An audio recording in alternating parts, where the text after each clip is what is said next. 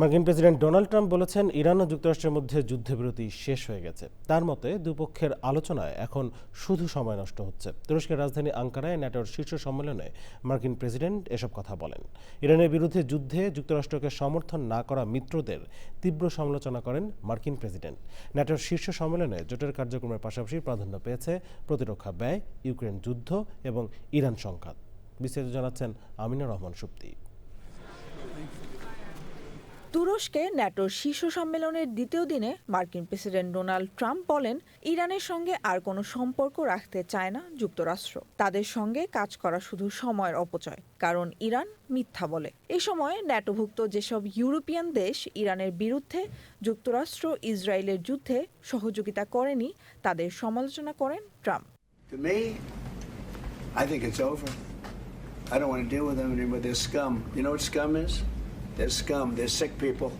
They're led by sick people. বৈঠকের প্রথম দিনে ট্রাম্প বলেন, গ্রিনল্যান্ড ডেনমার্কের নয়, যুক্তরাষ্ট্রের নিয়ন্ত্রণে থাকা উচিত। ট্রাম্পের মন্তব্যের পর আলাস্কায় দেওয়া এক বক্তব্যে ডেনমার্কের প্রধানমন্ত্রী ফ্রেডেরিকসেন বলেন, তিনি আশা করেন মিত্ররা ডেনমার্কের সার্বভৌমত্বকে সম্মান করবে এবং মেনে নিবে যে গ্রিনল্যান্ড বিক্রির জন্য নয়। আইসল্যান্ডের প্রধানমন্ত্রী প্রেসিডেন্ট ডোনাল্ড ট্রাম্পের দাবির বিরোধিতা করে বলেছেন, গ্রিনল্যান্ডের জনগণের, তারা যুক্তরাষ্ট্রের অংশ হতে চায় না।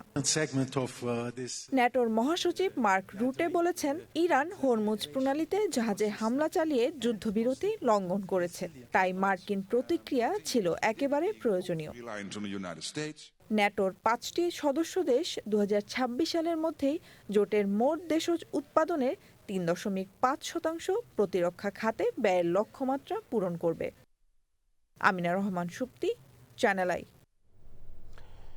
ভারতভিত্তিক আন্তর্জাতিক অপরাধ চক্র ও কুখ্যাত বিষ্ণুই গ্যাংয়ের বিরুদ্ধে এবার বড়সড় আঘাত হানল আমেরিকা ও কানাডার যৌথ বাহিনী। ৩ মহাদেশ জুড়ে চালানো অপারেশন হার্টবলের মাধ্যমে গ্রেফতার করা হয়েছে লরেন্স বিষ্ণুই গ্যাংয়ের ২৪ সদস্যকে। আমেরিকার অ্যাটর্নি অফিসে এক সংবাদ সম্মেলনে এসব তথ্য তুলে ধরে আমেরিকার বিচার বিভাগ। একই সাথে ২০২৩ সালে কানাডায় আলোচিত শিখ নেতা হরদীপ সিং নিজ্জর হত্যাকাণ্ডের নেপথ্য পরিকল্পনাকারী হিসেবে আনুষ্ঠানিকভাবে অভিযুক্ত করা হয়েছে এই গ্যাংকে। বিস্তারিত ডেস্ক রিপোর্টে।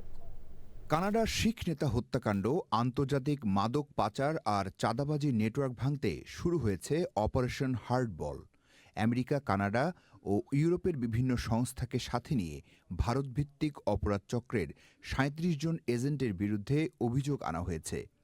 অ্যাটর্নি অফিসে এক সংবাদ সম্মেলনে ক্যালিফোর্নিয়ার মার্কিন অ্যাটর্নি বিল অ্যাসাইলি জানান, দীর্ঘ তদন্তের পর এই আন্তর্জাতিক অপরাধ সিন্ডিকেটের ২৪ জনকে গ্রেপ্তার করা হয়েছে।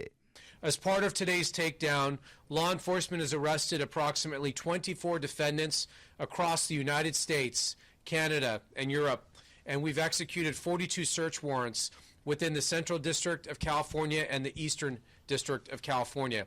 আদালতের নথিতে বলা হয়, কুখ্যাত লরেন্স বিষ্ণই এবং উত্তর আমেরিকার গ্যাং লিডার গোল্ডি ব্রার সরাসরি কানাডার শিখ নেতা হরদীপ সিং নিজ্জর হত্যাকাণ্ডের নির্দেশ দিয়েছিলেন।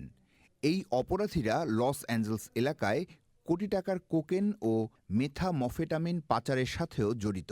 Today's coordinated operation strikes at the heart of these brutal transnational organizations that have terrorized families, exploited communities, and stolen lives through ruthless acts of violence in the United States and abroad. তদন্তকারীরা বলছেন, অপরাধীরা এখন আর কোনো দেশের গণ্ডির মধ্যে সীমাবদ্ধ নেই। তাই অপরাধ দমনে বিশ্বজুড়ে গোয়েন্দা তথ্য আদান-প্রদান আরও বাড়ানোর দাবি জানিয়েছে Canadian police. Our work today makes our communities, cities, provinces, states, and countries much safer. But it also is a symbol of something even greater. Strong and reliable collaboration that made this operation possible. অভিযানে বিপুল সংখ্যক মাদক ও ৪২টি search warrant কার্যকর করা হয়েছে। তবে বিষ্ণুই গ্যাংয়ের আরও ১১ সদস্য এখনও আমেরিকা, ভারত ও ইউরোপের বিভিন্ন দেশে পলাতক রয়েছে, যাদের গ্রেপ্তারে অব্যাহত রয়েছে অভিযান। Desk report, channel I. যৌন নিপীড়নের অভিযোগে অভিযুক্ত যুক্তরাষ্ট্রের মেইন অঙ্গরাজ্যের ডেমোক্রেটিক সিনেট প্রার্থী গ্রাহাম প্লাটনারকে নির্বাচনী লড়াই থেকে সরে দাঁড়াতে বলেছেন new York city mayor Zohran Mamdani. এক সংবাদ সম্মেলনে মামদানি বলেন, প্লাটনারের প্রার্থিতা প্রত্যাহার করা উচিত।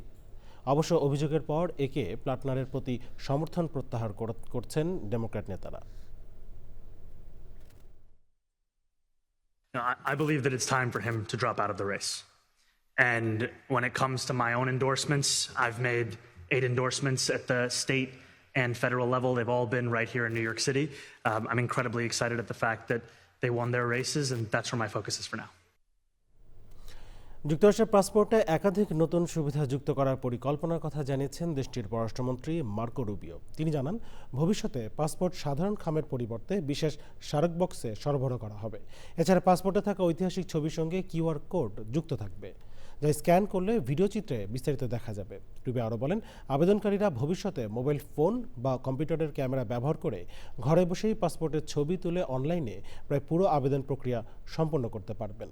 তার মতে এসব পরিবর্তনের লক্ষ্য হলো পাসপোর্ট সেবাকে আরও দ্রুত, সহজ ও গ্রাহক বান্ধব করা। নতুন সুবিধাগুলো আগামী কয়েক মাসের মধ্যে ধাপে ধাপে চালুর পরিকল্পনা রয়েছে বলে জানিয়েছে মার্কিন পররাষ্ট্র দপ্তর।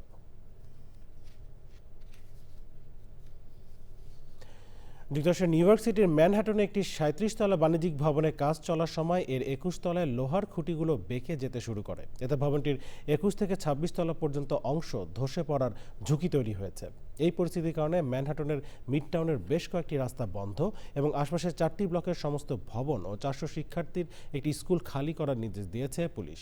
নিউ ইয়র্ক সিটির মেয়র জোহরান মামদানি জানান, এখন অগ্রাধিকার এই এলাকায় বসবাসকারী ও কর্মরত সাধারণ মানুষের নিরাপত্তা নিশ্চিত করা।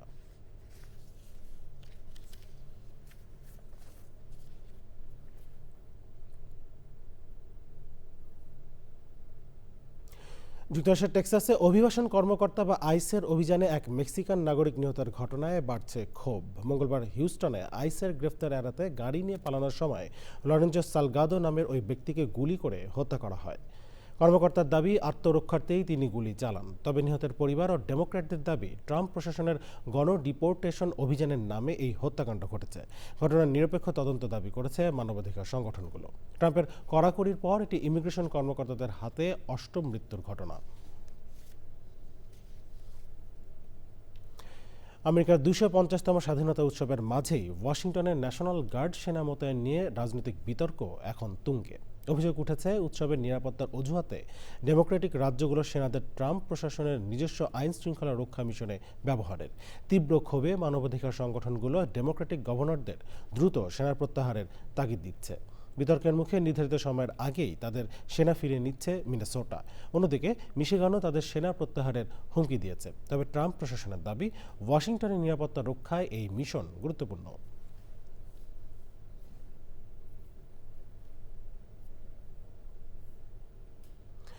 বিশ্ব চ্যাম্পিয়নের মুকুট ধরে রাখার অভিযানে আরেক ধাপে গিয়েছে আর্জেন্টিনা। বিশ্বকাপের রাউন্ড অফ 16-এর ম্যাচে মিশরকে ৩-২ গোলে হারিয়েছে আলবিসেলেস্তারা।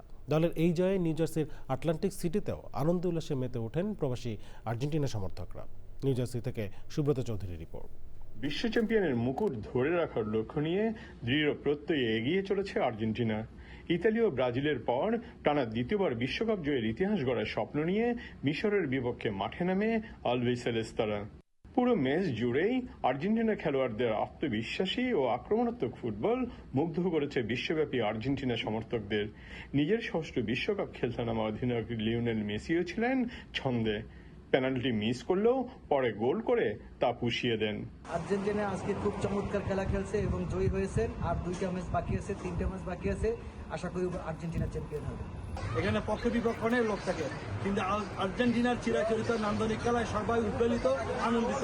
এই ম্যাচ ঘিরে আকাশী সাদা জার্সির পরিচিত উন্মাদনা ছড়িয়ে পড়ে নিউ জার্সির আটলান্টিক সিটিতেও।